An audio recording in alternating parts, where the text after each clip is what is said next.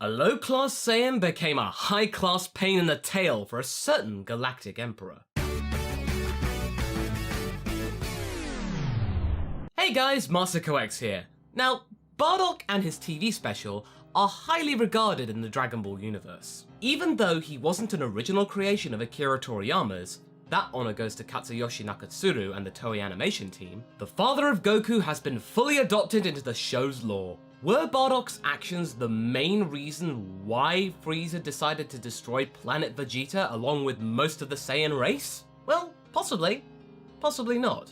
Let's have a bit of a discussion. You see, up until recently, it was believed that Lord Freeza acted on his own volition in his bid to destroy planet Vegeta and get rid of the Saiyan scum that he hated so much. But recent additions to the show's lore shifts the focus squarely onto Beerus, the god of destruction of Universe 7.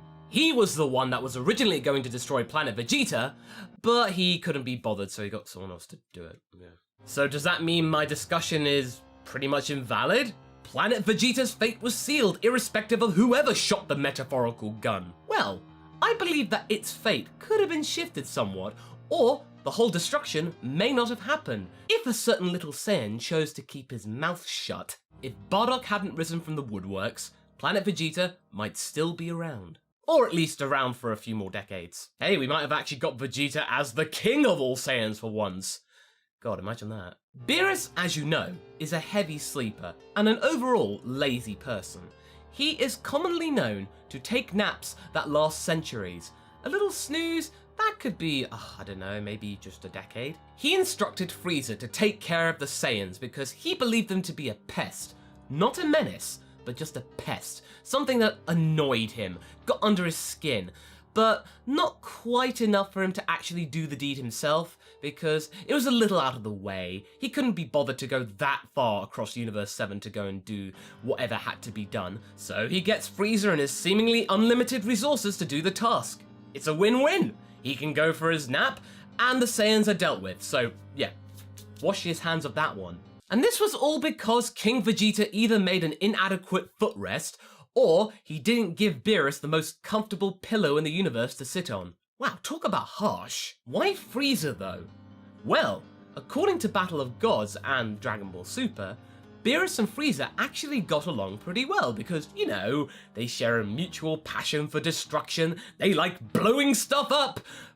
Granted, one's for selfish reasons and one is just because it's his job, but hey, it's all good in the art of galactic obliteration. So with the god of destruction dealing to other important matters such as trying food on different planets and then occasionally destroying a planet because he just feels like it on the way and then going to sleep in order to wait for the Super Saiyan god to come around in 39 years time, Lord Freeza could be left to his own devices. Going back to Freeza, Freeza could have destroyed the planet at any time. It wasn't really much concern. Beerus was asleep for all he knew, and he wouldn't know whether he'd done it then or next week or next year or ever. Beerus would have probably just forgotten. He tends to do that sometimes. Freeza was indeed aware of the Super Saiyan legend and the Super Saiyan god in all the myths and tales that the Saiyans had talked about, but in his mind, they were just that. A legend, a fantasy, a fabrication. Freeza doesn't deal in fabrications, he deals in facts and the here and now. If there is no Super Saiyan or no Super Saiyan God, or let alone any Saiyan that is even remotely close to the strength of his strongest warriors, then pay them no mind, let them go about their business, let them beat each other up. That's how little he cares about the Saiyans initially.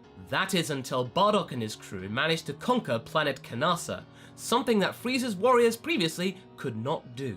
They had a bit of a Barney with the all-seeing fish guys, right? And then Zarbon's hackles got up something rotten, mate. No other members of Frieza's forces could conquer that planet, and then a low-class warrior and his cronies managed to do it? Something wasn't right. As a result, the aforementioned posse got destroyed by Dodoria and his crew on planet Meat on a little ambush mission. Bardock would have been one of those casualties too, had he not been recovering off-planet. If he had been with them, then Bardock would have been killed, and then that would have been that. But thanks to plot convenience, Bardock is able to show up on planet Meat and then avenge his fallen comrades by taking on Dodoria's forces, but it's quite clear that Dodoria is way stronger than Bardock even after his Zenkai boost. So yeah, Bardock's down for the count again. He's lucky to be alive. It's at this point that the Saiyans are becoming a personal annoyance for Freeza, because now they have managed to screw around with Dodoria's elite forces. That ain't right. There's some strong warriors and now they've been destroyed? Ugh, that's gonna take years to train people up to be that caliber again. What a waste of time and resources. Well, better blow them up. Bardock triggered Freeza to destroy planet Vegeta in age 737. All thanks to Goku's dad, who had a kick-off on Kanasa and a duel with Dodoria. Freeza had had enough. Those legends he had heard about are starting to look a little too possible for his own liking. So, out of a mixture of tyranny, menace, and a little bit of internal cowardice, he's now thinking, yes, just be done with those filthy monkeys once and for all. So yeah, Planet Vegeta is deaded. Now you might be wondering where Dragon Ball Minus figures in all of this. I talked about this in a previous video and how it somewhat alters the story of Bardock's origins, and Goku's origins too for that matter. Does that figure here?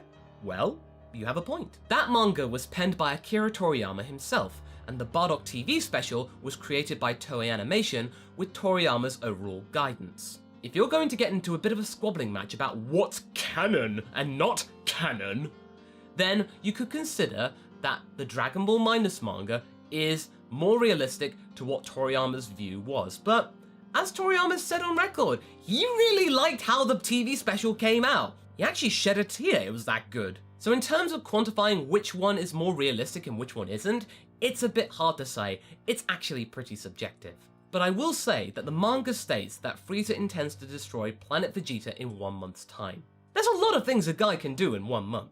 All the events of the TV special could have happened in that time frame, especially when you consider that Dragon Ball Minus's Bardock did not wear his trademark bandana. He could have acquired it after the manga finished. The only really significant change that you need to make is that Goku is sent off into space a lot earlier than he was in the TV special. That's the only thing you really need to change. Either way, I believe that Bardock and his bid to try and save his homeworld actually expedited its demise. The planet was indeed doomed because Beerus told Freeza to actually go and do it. It would have happened eventually, but I think that the Saiyans could have had at least a few more decades to live out their lives and maybe spread themselves across the universe and have some more Saiyans out there. There probably are more Saiyans out there, but in terms of the extinction of the Saiyan race, ultimately it doesn't really matter because Universe 6's Saiyans are all alive and well. However, there is one thing to note. If Bardock did not do all the things he did in the TV special and send Goku off into space, let's just put Dragon Ball Minus out of our minds for the moment, Goku would not have become the savior of Earth. He would have died along with the other Saiyans, and there, all the Saiyans would have been completely destroyed. Their hopes of vengeance would have laid on Vegeta's shoulders. Yeah, Vegeta wasn't really in a state to take on Freeza. It took many Zenkai boosts on Namek for him to even get close. In any case, Dragon Ball's history would have been much different. But if you include Dragon Ball Minus in there again, then you could get a cohesive story somewhat. So what do you guys think? Do you think Bardock was the undoing of the Saiyan race, or do you think Freeza would have destroyed Planet Vegeta anyway because he just felt like it? Leave a comment below and let's get this discussion going. Anyway, I hope you enjoyed this video. Until the next one, be sure to like and subscribe. Until then, catch you later.